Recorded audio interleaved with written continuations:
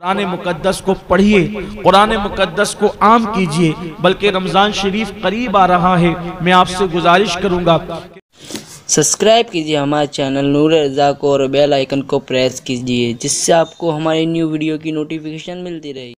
चाहता हूँ कि रूए ज़मीन के बेहतरीन लोग अल्लाह रसूल के नज़दीक वो हैं जो कुरान सीखते हैं और दूसरों को कुरान सिखाते हैं। जैसा कि अल्लाह के हबीब मुस्तफ़ा करीम रऊफ़ुर रहीम सल्लल्लाहु अलैहि वसल्लम ने फरमाया, खैरुकुम मन तअल्लमल कुरान व अल्लमह, कि तुम में बेहतरीन लोग वो हैं जो कुरान सीखते हैं और कुरान सिखाते हैं। अगर बेहतरीन बनना है अल्लाह रसूल की नज़र में अज़्ज़ वजल व सल्लल्लाहु अलैहि वसल्लम, तो या तो कुरान सीखने वाले बनिए या तो कुरान को सिखाने वाले बनिए। इंशाअल्लाह तबारक व तआला कुरान की ये बरकत है।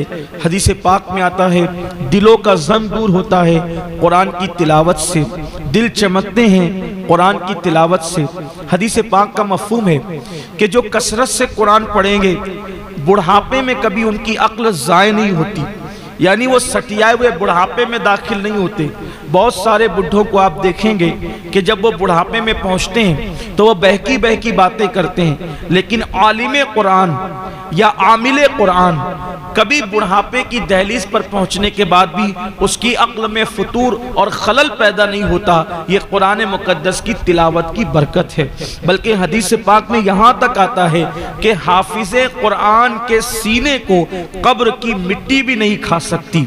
वो हाफिज़े कुरान जिसका सीना साहिबे कुरान की मोहब्बत से मामूर है, ऐसे लोगों के सीने को कब्र की मिट्टी भी नहीं खाती। तो याद रखिए, कुरान मुकद्दस को पढ़िए, कुरान मुकद्दस को आम कीजिए। बल्कि रमज़ान शरीफ करीब आ रहा है, मैं आपसे गुजारिश करूंगा कि कुरान मुकद्दस को 4 ख़त्म करने की बजाय, 5 ख़त्म करने की बजाय, 6 ख़त्म करने की बजाय एक ही कुरान शरीफ ख़त्म कीजिए। लेकिन कंजुल ईमान तर्जुमे के साथ कुरान पढ़िए, खज़ाइनुल इरफान या नूरुल इरफान तफसीर के साथ कुरान पढ़िए, ताकि कुरान क्या कहता है आप उसको समझ सकें।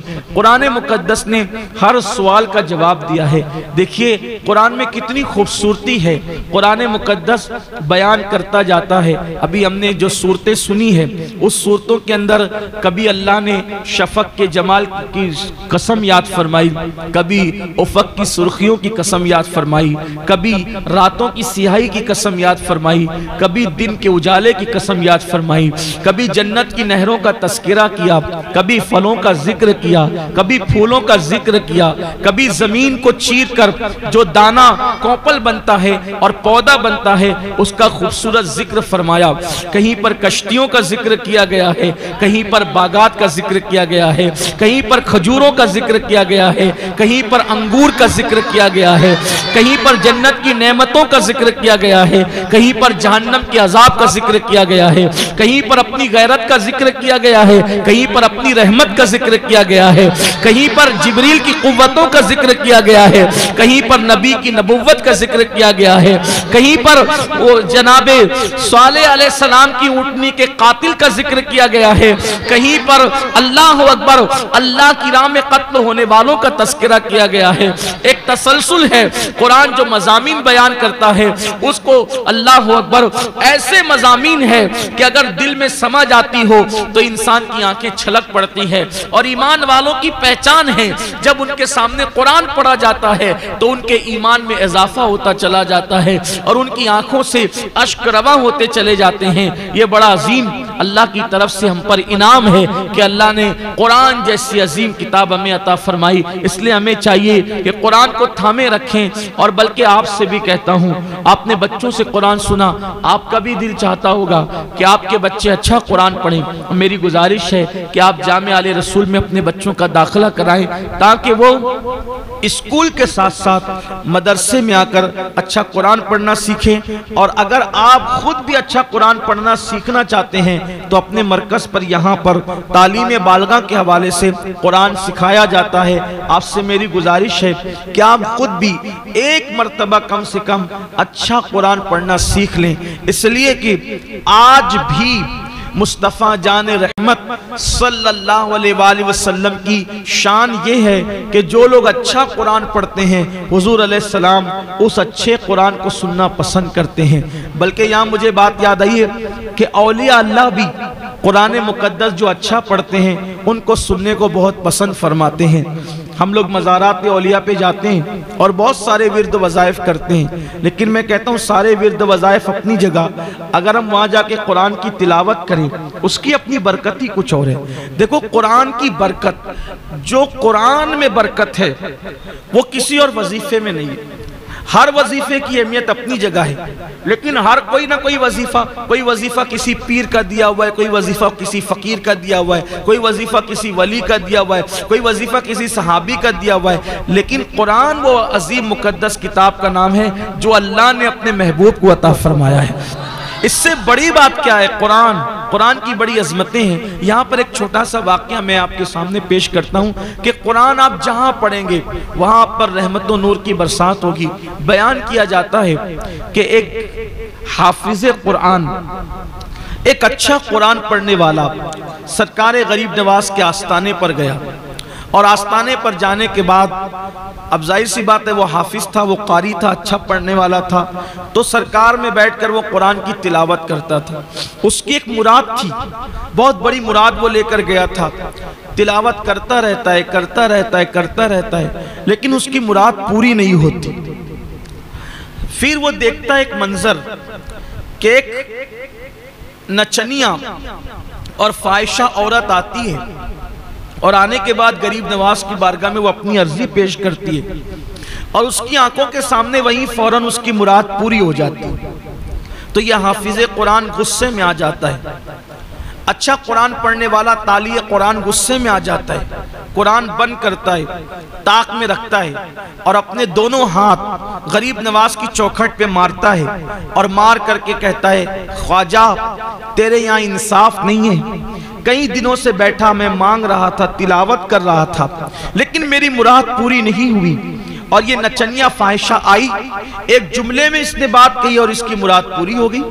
अब मैं जा रहा हूं। जैसे ही वो जाने लगा तो क्या देखा, एक खूबसूरत बुजुर्ग, बड़ी बड़ी आंखें, गोल सा खूबसूरत नूरानी चेहरा, और पूरे वकार और तमकनत के साथ सामने से चले आ रहे हैं।